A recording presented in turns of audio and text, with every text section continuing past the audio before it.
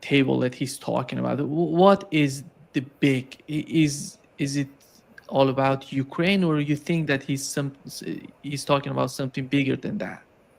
Oh no. This if he's talking about the potential seizure of Russia's sovereign wealth that was illegally frozen by the West, and they've been illegally skimming off the interest. We're talking about a very small table called Ukraine. Russia's not going to play this game. I mean, Scott Bessent has to understand that Putin's just not going to play that game. So whatever you think you're going to have with Russia ain't going to happen if you seize their money. Sorry, Scott, that's just the way the cookie crumbles. And Europe recognizes that. You just saw, I think the head of the Belgian government say, we're not seizing their money. We can't, because once that happens, it begins this catastrophic chain reaction that ends with the destruction of the Western financial system.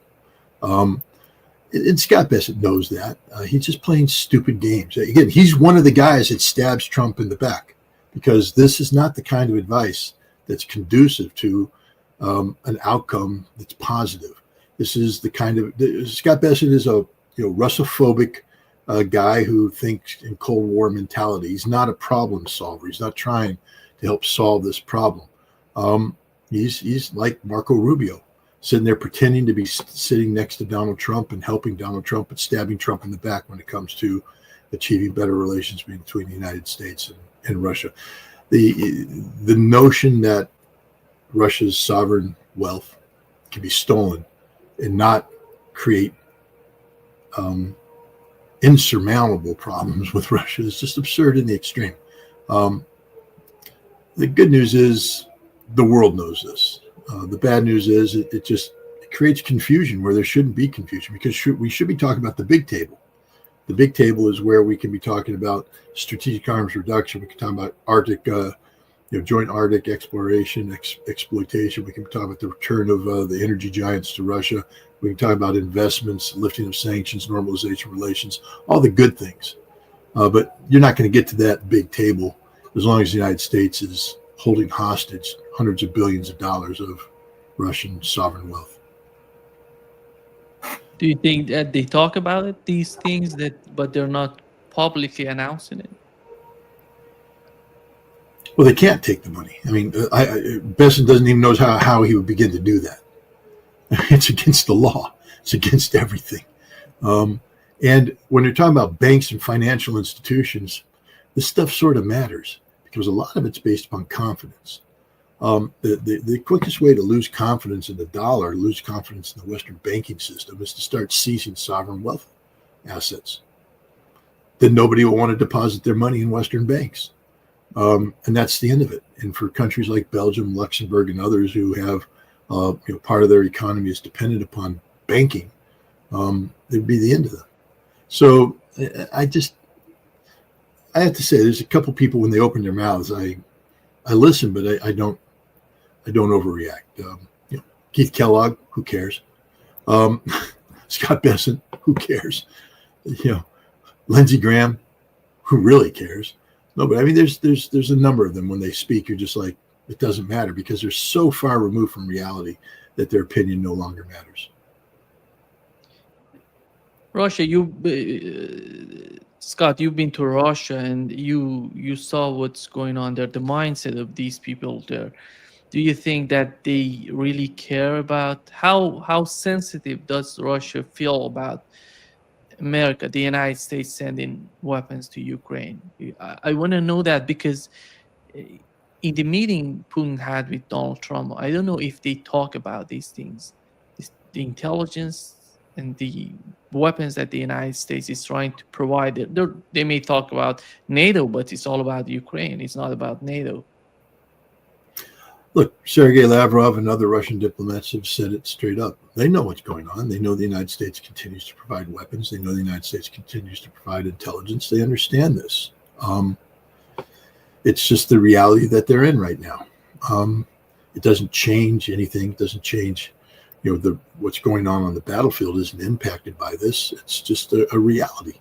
But the Russians have said that there can't be a lasting peace with Ukraine so long as the United States provides intelligence, weapons, etc. That in order to get the peace that Donald Trump claims he wants, the United States will have to stop doing all the things they're doing now. But Russia's been dealing with this for over 3 years now, and they're winning.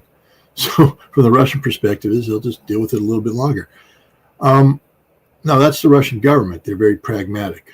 I'll tell you, the Russian people are furious because our weapons are killing Russian soldiers. They're every day. There's a mom, a wife, a daughter, a sister who's lost a loved one. And they're being killed by American-provided weaponry. And the Russians have a hard time squaring the notion that the United States is trying to pursue peace at the same time, providing Ukraine with the resources that enable them to kill Russian soldiers. That doesn't mean Russia's going to quit. It just means there's a lot of bitterness now in the hearts of the Russians. And they don't necessarily buy into the notion that Donald Trump is a good guy. Look, the Russians want peace. They made that point over and over again. But they also said it's peace through victory, meaning that you can't have peace without victory. Victory comes first, then peace. And that's the mindset of the Russian people right now. They want this war to come to an end, but they're not willing to make the concessions that would deny them the victory that's been earned by the blood of the Russian soldiers who've been killed by the American weapons. Lavrov said that they didn't talk about the meeting between Vladimir Putin and Zelensky during the talks. And what it was, when you look at the United States and the Trump administration, somehow Donald Trump came out saying, so we're done with the talks with Vladimir Putin. Next time we're going to have Zelensky talking to Vladimir Putin. They may invite me if they want me to be there. I would be there. And so when they didn't talk about it, how you can offer that in the aftermath of that meeting? Well, let's put it this way. Donald Trump came into that meeting with a certain list of expectations. They didn't talk about any of those. They talked about the ones Russia wanted to talk about. But that list still exists. That list still influences, Trump's, policy options. And so it's the equivalent of me saying, okay, Neiman, we're going to meet. And when I meet, we're going to be talking about things. You're going to be meeting with, I'm going to make you meet with McGregor. You're going to meet with him face to face. You and McGregor are going to meet.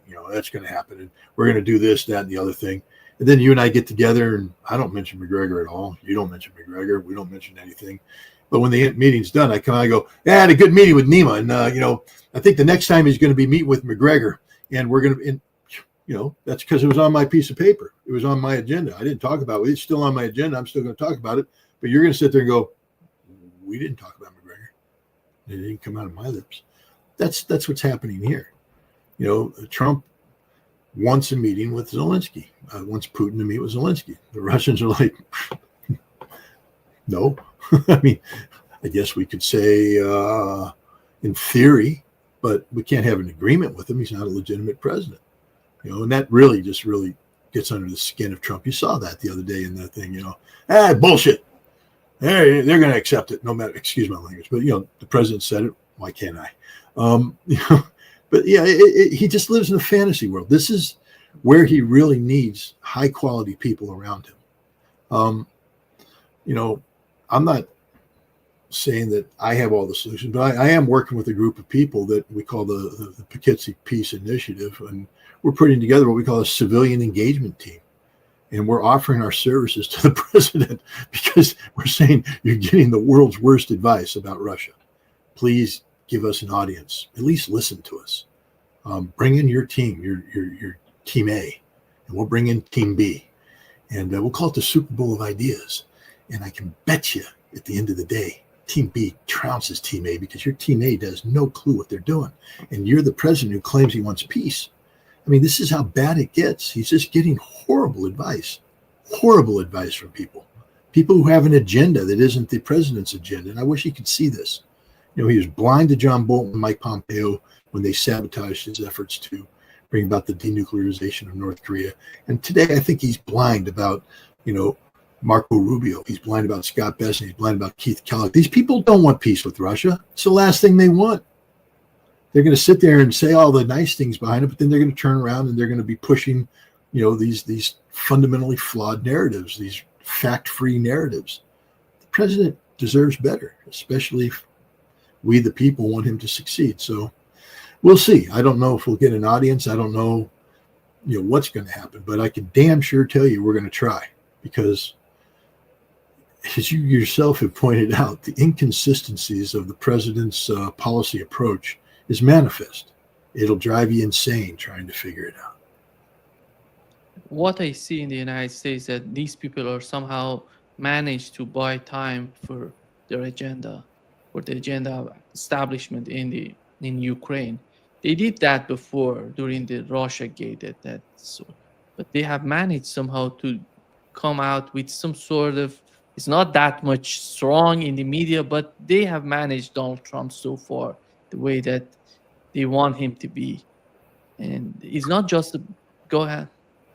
Yeah, no, I agree with you. They're and they did it that first term. Russiagate tied his hands like you wouldn't believe. Guess what? Russiagate's over, man. Not only is it over, it's becoming a criminal offense. People are being arrested. People will be arrested. People are being charged. The people that embrace that narrative are out of power and soon to be out of society. I don't know if I fully endorse this. I'm not a fan of politicized witch hunts. But the point is, the Russophobes have been neutralized. Two, there was no conflict the first term. There's a conflict now. What are you buying time for if you're the Europeans? For Ukraine to get their asses kicked?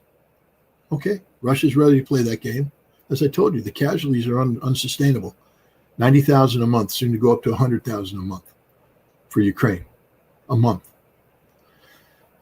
Can't sustain that. So what are you buying time for? It's not as though there's a rainbow, you're going to hit a pot of gold here. No, it's a disaster. It's just a bridge collapsed in a cliff and you're going down into hell. That's the ride they're on. So all they're doing is killing more Ukrainians. And they don't care about that, but they're also bankrupting Europe. I mean, come on, Nima, you're smarter than I am. I know it. That's why I come on your show, because I learn a hell of a lot more from your questions than anybody learns from my answers. You know what's going on in Germany right now. You know the state of their economy. You know the French government's about to collapse, literally. I mean, it may not last the month, and the month's almost over. And when the French government collapses, Europe's already said the next government will, when Macron goes, he may go. They said it'll be the Putinists. The Putinists will be in, Marie Le Pen and all that. Well, there's the end of France. And guess what else is going to happen? AfD is the most popular political party in Germany today, and I think the lady who runs it came out and said, "Yeah, when we win, we're out of the EU. We're done. Finished. Goodbye. Sayonara." That's the end of Europe. If France and Germany drop out of the EU, Europe doesn't exist anymore. Unified Europe. It's finished. It's gone. And then you'll see a fracturing like you've never seen before. So what are you buying time for? People have to understand, the more time you buy, the more you sustain this absolutely insane failed process that's captured Europe since the beginning of 2022, the more you guarantee an outcome which is very good for Russia and very bad for Europe. And it's not good for the United States. I mean, we need stability. I mean, I'm an American who doesn't believe in the European Union. I really don't. I think it was a failed experiment from the get-go. But I'm also an American that says it's in our best interests. You know that I'm sympathetic to the Russian point of view. I believe history's on the right side of Russia. But I ask the Russians this all the time. Is it in your interest to see Europe collapse? Is it in your interest to see NATO fail? And the Russians are like, no, we sort of like stability. We don't want Europe to go away. We don't want NATO to go away. We just want them to leave us alone. Maybe learn to live in peace and harmony. The last thing Russia wants is chaos in Europe. That's not good for Russia. Chaos is bad. And yet this is what the people who are opposing a Russian victory and dragging out this war in Ukraine by playing the delay game with Donald Trump, they're just guaranteeing a really, really bad outcome for Europe, a really bad outcome. The end of the EU, the end of NATO. And this is the scary part because we don't know what's going to happen, but we have some hints.